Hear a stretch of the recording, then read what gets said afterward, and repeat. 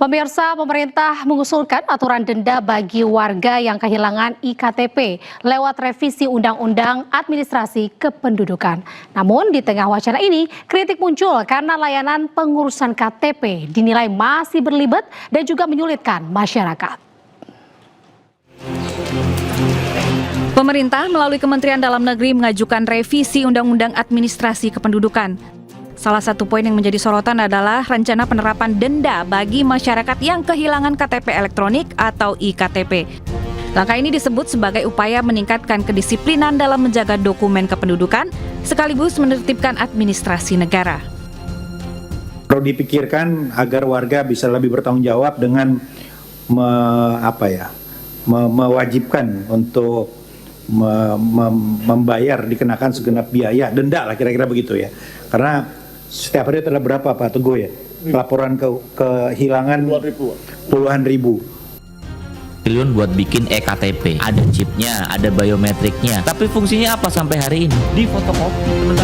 Di tengah wacana itu, kritik pun datang dari DPR. Anggota Komisi 2 Deddy Sitorus menilai masalah utama justru bukan pada ada atau tidaknya denda, melainkan pada sistem birokrasi yang saat ini masih dinilai rumit. Menurutnya, meski IKTP sudah menggunakan teknologi chip dalam prakteknya, masyarakat masih harus melengkapi berbagai dokumen tambahan yang seringkali memakan waktu dan juga biaya. Juga tadi rumitnya, kita punya KTP, udah pakai chip, apa-apa urusan harus pakai fotokopi lagi. Ditanya lagi kakak, ditanya lagi surat lahir, ditanya lagi kalau kami ini surat baptis. Sementara itu, bagi masyarakat yang akan mengurus IKTP hilang atau rusak memang harus menyiapkan sejumlah dokumen. Untuk KTP hilang, warga wajib membawa surat keterangan kehilangan dari kepolisian, kartu keluarga, serta mengisi formulir permohonan di Dinas Kependudukan dan Pencatatan Sipil. Sedangkan untuk KTP rusak, cukup membawa KTP lama yang sudah rusak dan juga kartu keluarga sebagai data pendukung. Dengan adanya perdebatan ini menunjukkan bahwa perbaikan layanan publik ternyata masih menjadi pekerjaan besar di negeri ini. Tim Liputan iNews melaporkan. Pemirsa, pemerintah terus mendorong percepatan pengembangan jaringan kereta api di luar Pulau Jawa. Langkah ini dinilai strategis untuk menekan biaya logistik, mengurangi ketimpangan wilayah, serta memperkuat konektivitas nasional. Upaya percepatan pengembangan jaringan kereta api di luar Pulau Jawa disampaikan oleh Menteri Koordinator Bidang Infrastruktur dan Pembangunan Kewilayahan, Agus Harimurti Yudhoyono, saat memimpin rapat koordinasi pengembangan jaringan perkeretaapian di luar Pulau Jawa atau untuk wilayah Sumatera, Kalimantan, dan Sulawesi. Menurut AHY, pengembangan kereta api lintas pulau merupakan mandat langsung Presiden Prabowo Subianto dalam program prioritas nasional, khususnya untuk memperkuat infrastruktur dan konektivitas. Skema kerjasama yang strategis hari ini untuk mengingatkan apa yang menjadi mandat kepada kami untuk bisa mengembangkan jaringan kereta Trans Sumatera, Trans Kalimantan, dan Trans Sulawesi. Kita ketahui bahwa kereta merupakan moda transportasi yang juga sangat diharapkan bisa bukan hanya membantu mobilitas manusia, tapi juga untuk barang atau logistik. Komandan Angkatan Darat Iran memperingatkan musuh agar tidak meremehkan kekuatan militer Iran. Peringatan ini menegaskan kesiapan tempur Iran di tengah ketegangan kawasan.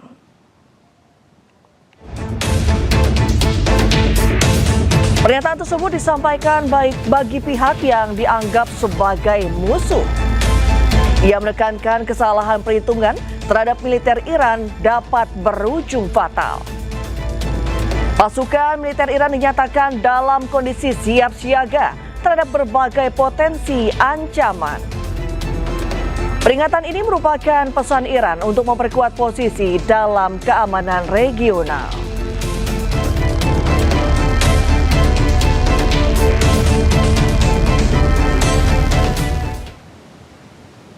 Ya, Pemirsa, di tengah gencatan senjata sepihak oleh Amerika Serikat, Iran memamerkan rudal miliknya di jalanan Teheran. Pameran rudal raksasa Iran seolah menjadi pesan visual untuk Amerika dan Israel akan kelengkapan alutsista yang masih dimiliki Iran.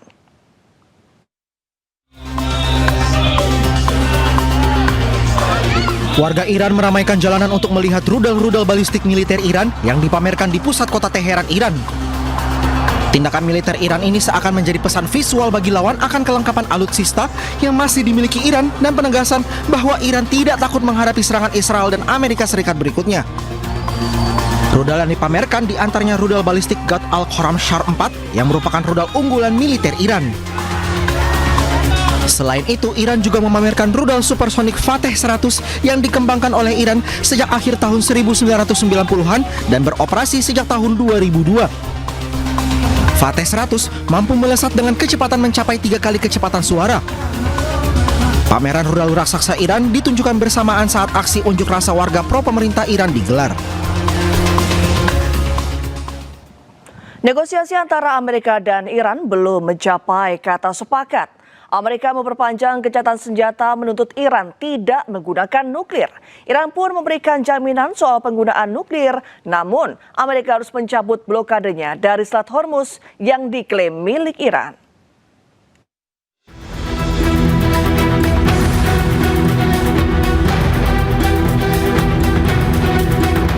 Serangan gabungan Amerika Serikat dan Israel pada 28 Februari 2026 memicu perang di Iran. Kedua pihak saling melancarkan serangan dengan menargetkan berbagai objek vital.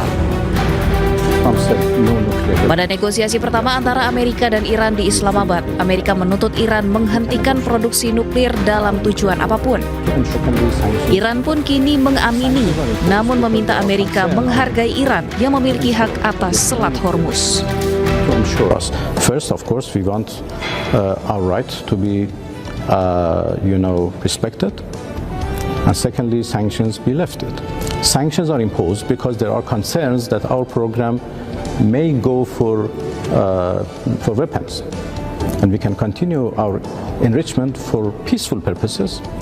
Then every details of that is negotiable. And I hope that nothing would happen which interrupt that. It would be a big threat for everybody. If war starts, that would be a disaster for everybody.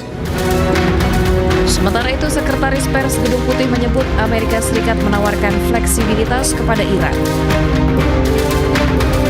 Amerika juga telah memperpanjang gencatan senjata untuk memberi waktu kepada Iran agar Iran bisa memenuhi tuntutan mereka.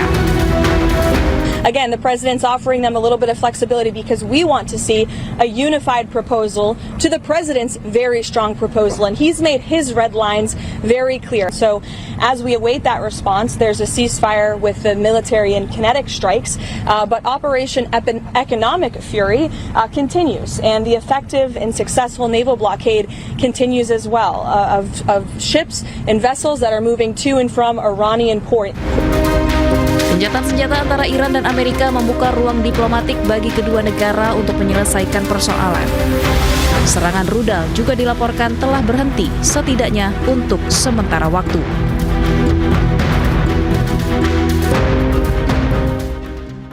Serangan beruntun Israel ke Lebanon berlangsung lebih dari 1 bulan. Kini dalam masa gencatan senjata, Lebanon tetap dalam bayang-bayang zona yang diberlakukan oleh Israel.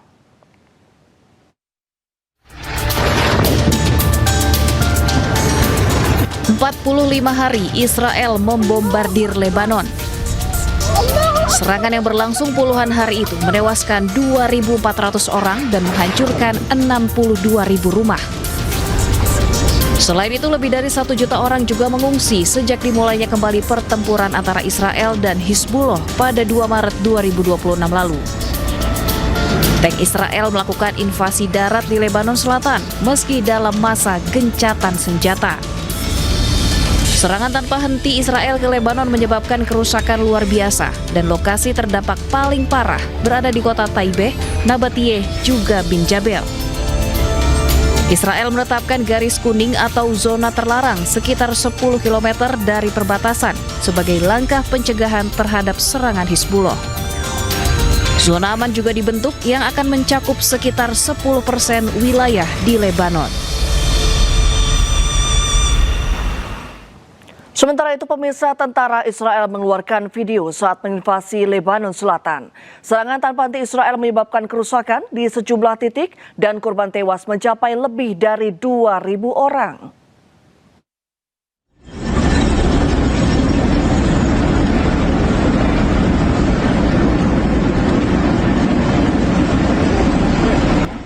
Militer Israel membagikan video saat tank-tank mereka menginvasi darat Lebanon Selatan.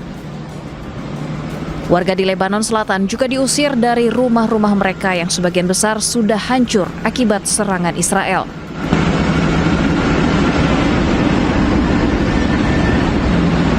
Israel bahkan masih dilaporkan membakar sejumlah rumah warga. Serangan tanpa henti Israel ke Lebanon menyebabkan kerusakan luar biasa di sejumlah titik. Rumah-rumah warga rata dengan tanah dan lokasi terdampak paling parah berada di kota Taibeh, Nabatiyeh hingga Bin Jebel.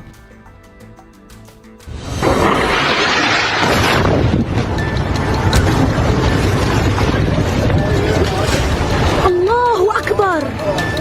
Allahu Akbar ya Muhammad. Allahu Akbar. Israel beralasan serangan dilakukan untuk menghancurkan infrastruktur Hizbullah. Namun nyatanya korban yang jatuh mayoritas adalah warga sipil. Media setempat melaporkan serangan Israel di Lebanon telah menewaskan 2.378 orang.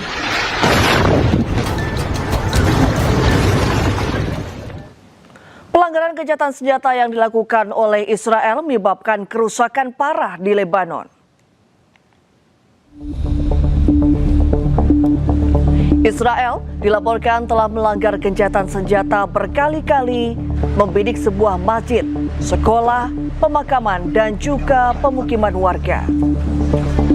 Sebuah masjid hancur tak bersisa di kota Jibjit, Lebanon, usai jadi serangan militer Israel. Gencatan senjata antara Israel dan Hizbullah berlaku sejak Jumat lalu.